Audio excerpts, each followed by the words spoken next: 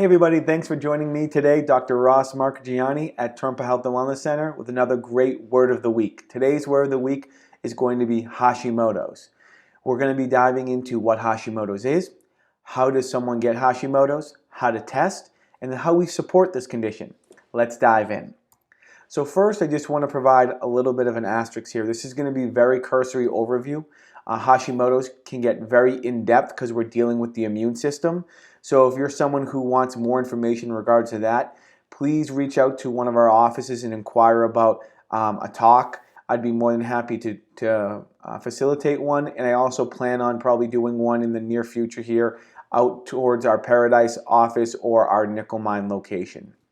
So, and then also, if you're not familiar what the thyroid is, please click over to one of my other talks that discusses the thyroid in detail.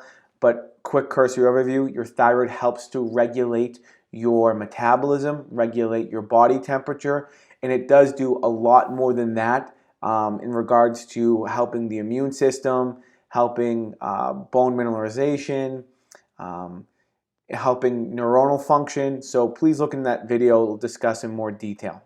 So Hashimoto's is an autoimmune condition, meaning your immune system, your autoimmune system starts to attack your thyroid, okay?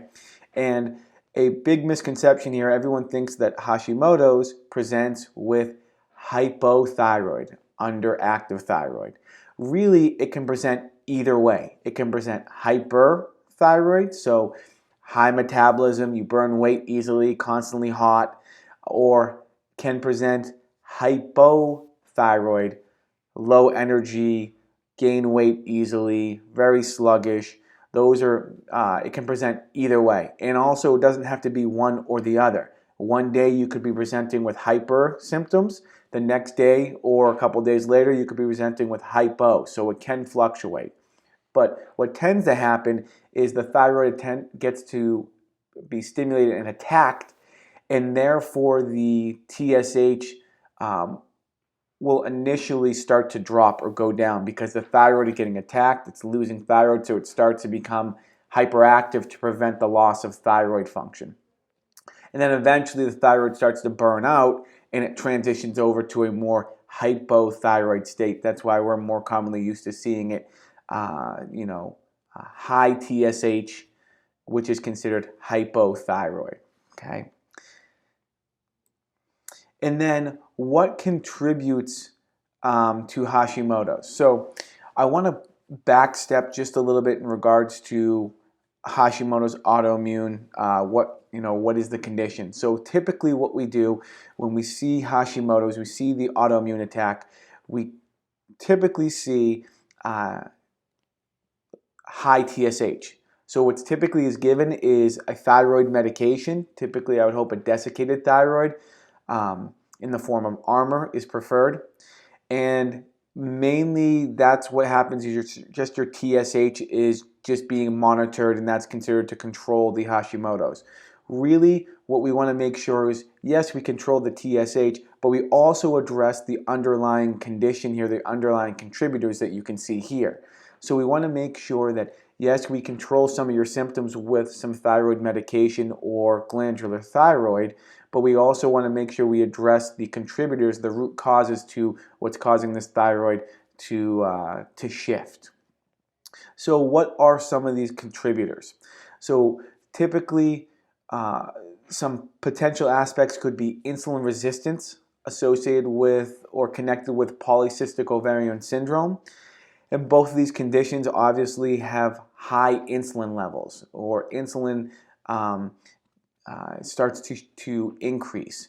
And this causes for the release of more TPO antibodies, that's thyroid peroxidase antibodies, and cause more of an attack to the thyroid. Okay? So we want to make sure we're addressing that. We want to make sure we're looking at potential low vitamin D could be contributing to Hashimoto's, because vitamin D is crucial in help regulating Treg cells and helper T cells, which can help to shift the immune system away from that autoimmune attack, that self-harming. We could have gluten intolerance.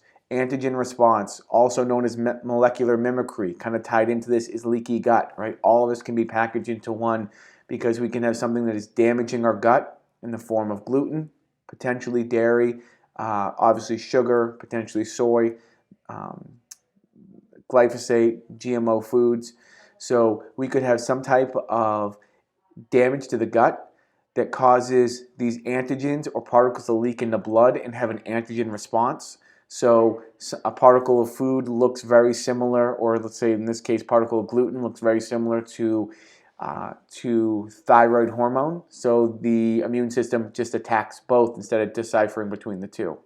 And leaky gut can contribute to that antigen response. So if we have our intestinal barrier is damaged, it has holes in it, right?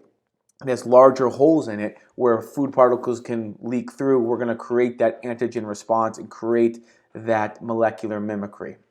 Hormone imbalances, really important, checking your estrogen levels. High estrogen levels have been associated with, or let me rephrase, fluctuations, drastic fluctuations in estrogen levels have been associated with increased risk and chance of Hashimoto's. Because the rapid changes in estrogen stimulate interleukins and stimulate other parts of the immune system that start to trigger autoimmune conditions. This is a highly debated topic, excess iodine. Some people like using it, some people don't. My biggest thing here would be monitor your thyroid antibodies, which we'll talk about in just a moment, but monitor your antibodies when dosing iodine, okay? Really important. Potential heavy metal exposure, so environmental toxins, like we talked about glyphosate, we talked about pesticides, herbicides, potentially heavy metal exposure. Mercury has been shown to stimulate thyroid antibodies. Another thing that I didn't put on here, potential pathogens, such as rubella, rotavirus, Coxsackie virus, Yersinia, which is a gram-negative bacteria, Epstein-Barr virus. These are contributors that can stimulate the immune system to trigger autoimmune conditions. And then stress, really important to evaluate stress here. I feel like we look past that too often, but it's important to evaluate that and see where our stress levels are at and find a strategy on how to manage those. So what tests can we talk about? So real big, you heard me talk about it briefly to differentiate two common thyroid autoimmune conditions, Hashimoto's versus Graves'. They're both autoimmune thyroid condition. Your thyroid peroxidase antibody, your TPO antibody, along with your thyroglobulin antibody, will be best for evaluating the Hashimoto's. For evaluating Graves', it's not about Graves', but running a thyroid stimulating hormone antibody can give an evaluation to that. The gold standard is considered a thyroid biopsy to evaluate Hashimoto's versus Graves', but there is a lot of validity and credibility at looking your TPO and thyroglobulin antibody versus thyroid stimulating hormone antibody. So TPO antibody, thyroglobulin antibody, you want to look at for Hashimoto's. We obviously want to look at your TSH, as I discussed earlier.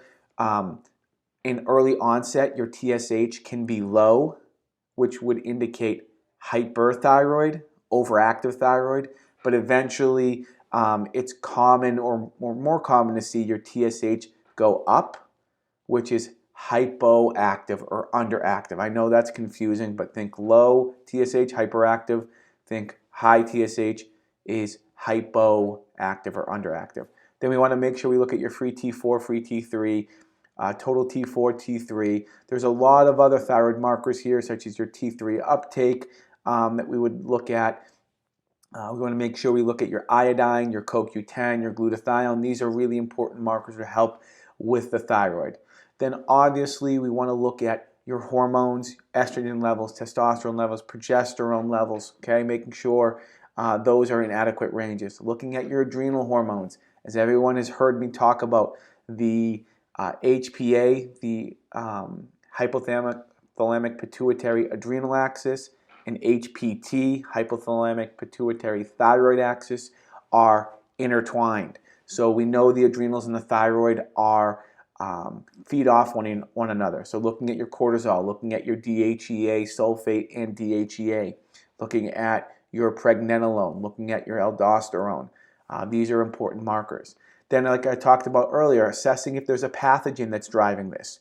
Looking at gut function that we talked about, running a stool test. I love GI map or vibrant stool test. Both are great. Also assessing the immune function. There's a big debate whether this is Th1 dominant or Th2. I lean towards a little bit more of a Th2 dominant, which that is the side of the immune system that stimulates autoimmune attack. But using some markers to assess the immune system, natural killer cells, interleukin 2, interleukin 4, interleukin 12, these are cytokines that differentiate between Th1 and Th2. As you can see, I'm starting to get in the weeds here, so I'm going to back off, but it's very easy to get in depth with this topic. You can also look at various other markers such as your C4A, your TNF alpha, excuse me. So there are some ways that should be looked at to assess your immune function here. So how do we want to support this? Again, as we talked about, we want to address the immune system because that's the main aspect here. Are we having a Th1 dominance or a Th2 dominance? We want to make sure we remove gluten. Thyroid medication is to support the symptoms while we address the root cause, right? Make sure we have adequate vitamin D, glutathione, and CoQ10 levels. Now, depending on what side of the immune system, if this is more Th2 dominant, using things like turmeric, astragalus, echinacea, LR stands for licorice root, lemon balm, that will help shift you away from more of that Th2 side dominance. If it is Th1 dominant, using things like pine bark extract, green tea, grapeseed, resveratrol helps to regulate and balance the Th1, Th2 dominance here. So I hope that was helpful in regards on how to support it, what Hashimoto's is about. Again, we can dive into this deeper with a more in-depth conversation if you'd like. If you know anyone that can benefit from this information, please share this video as we're in this to become healthier and happier together. Thank you for your time and have a great day.